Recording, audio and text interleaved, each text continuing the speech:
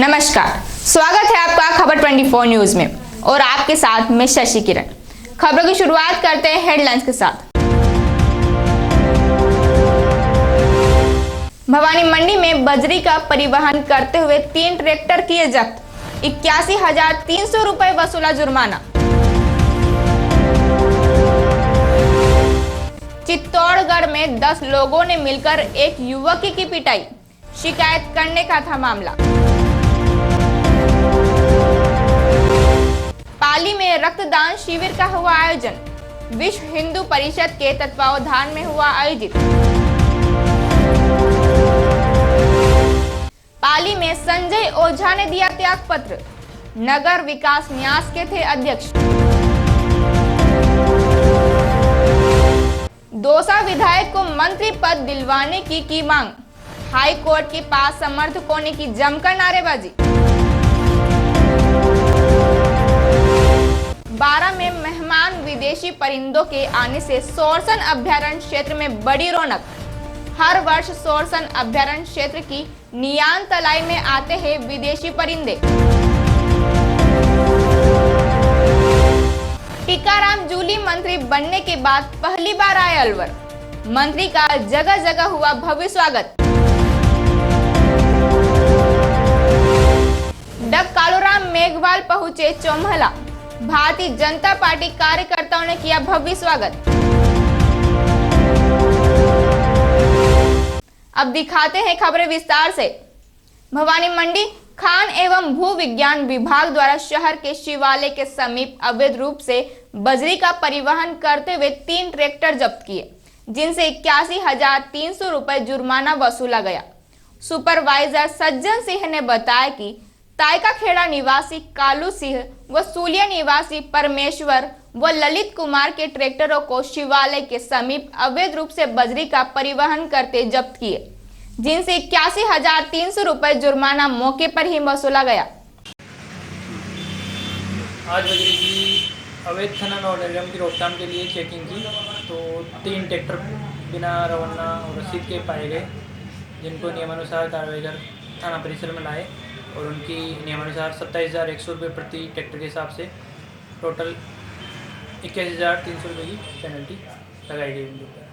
चित्तौड़गढ़ के गंगनार थाना अंतर्गत मेडी खेड़ा फाटक के पास 8-10 लोगों ने मिलकर एक युवक की लोहे के सरिये व डंडों से पिटाई कर गंभीर घायल कर दिया। घायल को चित्तौड़गढ़ सांवलिया चिकित्सालय लाया गया। गंगनार क्षेत्र के जो जरा का खेड़ा स्थित एक प्रोसेसिंग फैक्ट्री में 3 दिन पहले जन सुनवाई के दौरान उक्त युवक ने गांव में फैक्ट्री के प्रदूषण से पानी दूषित होने व गांव में प्रदूषण फैलने की शिकायत की थी। इसके बाद फैक्ट्री प्रबंधन के साथ गांठ से एक दूसरे गुट ने युवक पर हमला कर दिया और उसे गंभीर घायल कर दिया। घायल युवक का कहना था कि वह स्कूटी से चित्तौड़गढ़ आ रहा था, तभी रास्ते में उस पर 8 से 10 युवकों ने हमला किया। वहीं उन्होंने कहा कि 2 दिन पहले उसके द्वारा की गई शिकायत के बाद उस पर हमला हुआ है। बहरहाल घायल युवक का सांवलिया चिकित्सालय में इलाज जारी है। ये एनजीटी की आवाज़ थी, असल में नेशनल ग्रीन ट्रिब्यूनल की आवाज़ पब्लिक हियरिंग सुनवाई थी। हाँ, उसमें ये बोले थे इसके खिलाफ, तो मेरे को भी कहा था इन्होंने कि जान से मार के मामले में, नहीं तो पप्पू गुजर का नाम जानते। आज क्या हुआ? आज क्या मामला हुआ? आज यही मामला है कि वो संतोष जी को जो है उसी पप्पू गुजर और उसकी गैंग ने जो है हाथ पैर तोड़ दिए और जान से मार डाले। कितने लोगों ने हमला किया? वो तो वही बता पाएंगे। कितने लोगों पर हमला हुआ? अभी इतना मैं तो हॉस्पिटल पहुंचा ही सर, जस्ट अभी हो, तो मुझे भी यही कहा गया कि इनको भी यही कहा गया है कि तू कौन सा बचा लेगा कान सिंह को, अपने आप को तो बचा ले। जोजरा खेड़ा गाँव में एक प्रोसेस हाउस लगा है, पूरा नियमों के विरुद्ध। निकटतम आबादी से 1.5 किलोमीटर तक ये प्रोसेस हाउस लग ही नहीं सकता। उसकी वजह से भयंकर वायु प्रदूषण होता है, जल प्रदूषण होता है, उससे हम लोग सभी प्रभावित हैं। तो माननीय ग्रीन ट्रिब्यूनल नई दिल्ली ने इस मैटर को रजिस्टर्ड करके सुनवाई के लिए अवसर दिया था, जिसमें चित्तौड़गढ़ एसडीएम को चेयरपर्सन बना के और ये जो प्रदूषण विभाग की टीम को साथ में रखते हुए कि भी इसकी जांच करके और उस पर कानूनी रूप से जो भी है एक्शन लेके, सुनवाई करके और उस पर एक्शन लेके एनजीटी को 30 दिन में बताओ। तो जब जन सुनवाई हुई उसमें ये जो है अभी संतोष जी हैं, ये भी बोले थे और भी गांव के लोग बोले थे, लेकिन वहाँ पूरी फैक्ट्री के सारे वहाँ पे जितने भी कर्मचारी हैं, अधिकारी हैं, उसमें योगेश लड्ढा और भैरव सिंह चौहान और ये सारे पूरे जैसे आतंकियों के जैसे वहाँ आके और धमका के गए थे कि, और मुझे भी अभी 3 दिन पहले ही ये पप्पू गुजर जिसके लिए नाम ले रहे हैं। पाली में विश्व हिंदू परिषद की ओर से बागड़ अस्पताल में बुधवार को रक्तदान शिविर का आयोजन किया गया, जिसमें बड़ी संख्या में परिषद व बजरंग दल के कार्यकर्ताओं ने रक्तदान किया। विश्व हिंदू परिषद के प्रभारी परमेश्वर जोशी ने जानकारी देते हुए बताया कि बलिदान दिवस को लेकर विश्व हिंदू परिषद की ओर से पूरे सप्ताह कार्यक्रम आयोजित किए गए हैं। इसके तहत बुधवार को बागड़ अस्पताल में रक्तदान शिविर का आयोजन किया गया था, जिसमें बड़ी संख्या में कार्यकर्ताओं ने बढ़ चढ़कर रक्तदान शिविर में भाग लिया है।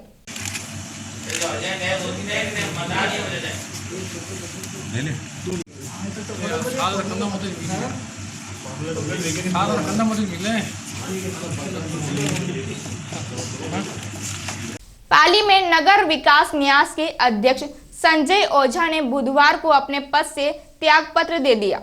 प्रदेश में सत्ता परिवर्तन के बाद पिछले 2 वर्ष से अधिक समय से नगर विकास न्यास के अध्यक्ष पद पर काबिल संजय ओझा ने बुधवार को जिला कलेक्टर सुधीर शर्मा को त्यागपत्र देने के बाद बताया कि पिछली भारतीय जनता पार्टी की सरकार ने उन्हें जो नगर विकास की जिम्मेदारी सौंपी थी, उसको लेकर उन्होंने नगर विकास न्यास के जरिए शहर में चहुमुखी विकास करवाया है और कई जमीनों को नगर विकास न्याय के खाते में भी दर्ज करवाया है।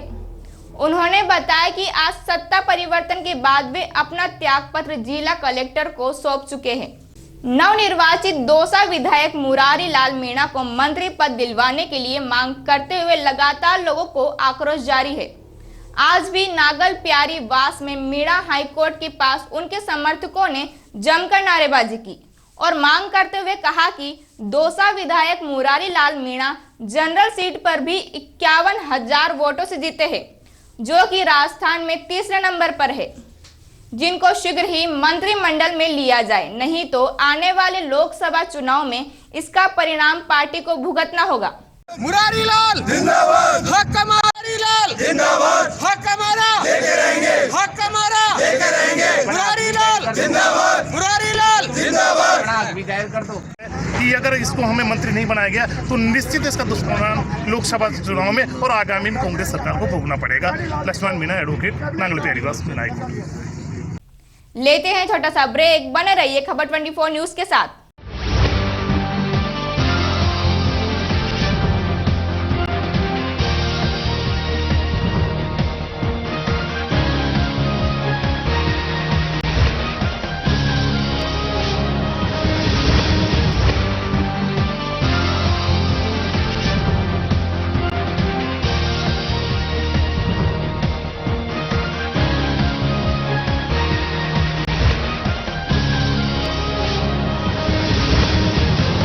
ब्रेक के बाद आपका फिर से स्वागत है। बारां जिले के अंता में सोरसन अभयारण्य क्षेत्र की नियाना तलाई में बड़ी संख्या में विदेशी परिंदों के आने से इस क्षेत्र में रौनक नजर आ रही है। शरद ऋतु में पक्षियों की अनेक प्रजातियां यहां देखी जा सकती है, जिनकी चहचहाहट की गूंज अभयारण्य में सुनी जा सकती है। मेहमान विदेशी परिंदे 7 समुंदर पार से इंडिया आते हैं और इसमें भी हाड़ौती में बड़ी संख्या में पक्षी आते हैं, जिनमें फ्लेमिंगो, पेलिकन्स, बार हेडेड ग्रीज, grey lag geese, pochard, teals, painted stork, spoonbill, common आदि शामिल है। इनमें से बार हेडेड गीज नामक पक्षी सबसे अधिक ऊंचाई पर उड़ने वाला पक्षी है। ये सभी विदेशी पक्षी परिंदे इन दिनों सोरसन अभयारण्य क्षेत्र की नियाना तलाई में देखे जा सकते हैं। इन विदेशी परिंदों की यात्रा काफी जोखिम भरी होती है और इनके अस्तित्व के लिए संकट होती है। इन्हें लंबी यात्रा के दौरान शिकार, रास्ता भटकने और भोजन की कमी जैसी परेशानियों से जूझना पड़ता है।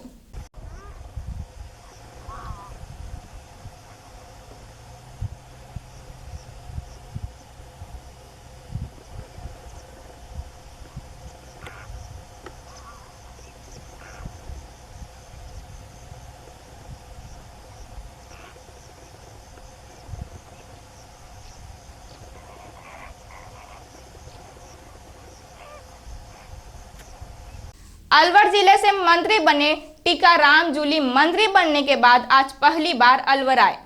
मंत्री का जगह जगह भव्य स्वागत हुआ। शाहपुर से ही मंत्री जी का स्वागत शुरू हो गया, जो अलवर जिले के माने हुए लोक देवता श्री भरतरी जी महाराज के मंत्री जी ने रास्ते में रुककर ढोक दिए और आगे के लिए सुख शांति मांगी। वहीं मंत्री जी ने बताया कि सबसे पहले मैं मेरे क्षेत्र अलवर ग्रामीण क्षेत्र का विकास करूंगा और लोकसभा चुनाव पूर्व मंत्री भंवर जितेंद्र सिंह के नेतृत्व में लड़ा जाएगा।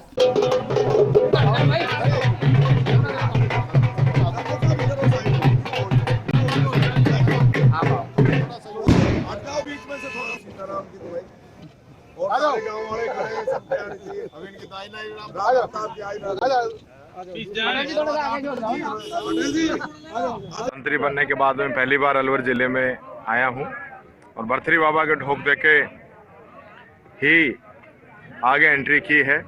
भरतरी बाबा की कृपा मेरे ऊपर तो रही है, इस इलाके पे भी सदा रही है। इस अवसर पर मैं यही कहना चाहूँगा, आपकी जो सरकार है वो आम जनता की सरकार है। सबसे पहले जनता की सुनी जाएगी, उसके बाद की नहीं और की सुनी जाएगी। सर, अपने ग्रामीण क्षेत्र या पूरे जिले में और क्या समस्या जो आपको?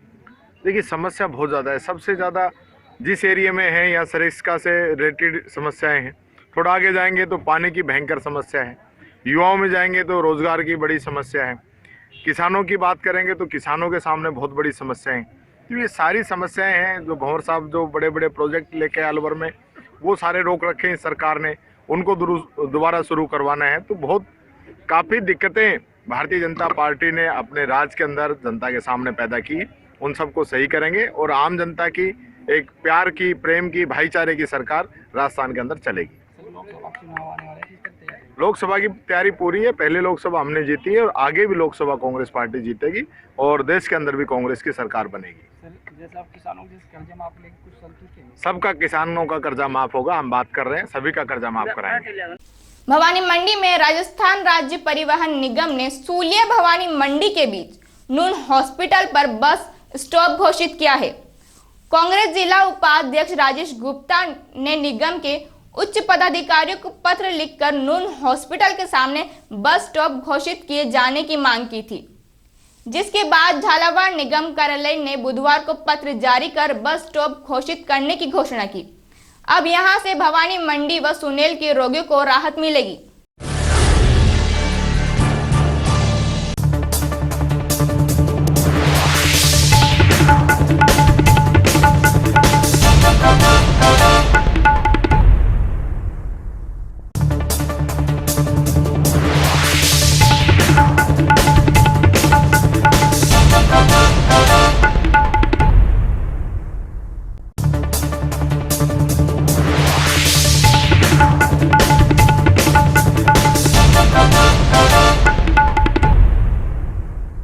डग विधानसभा क्षेत्र के नवनिर्वाचित विधायक कालूराम मेघवाल ने अपनी जीत का सेहरा क्षेत्र की जनता और पार्टी कार्यकर्ताओं के सिर बांधा।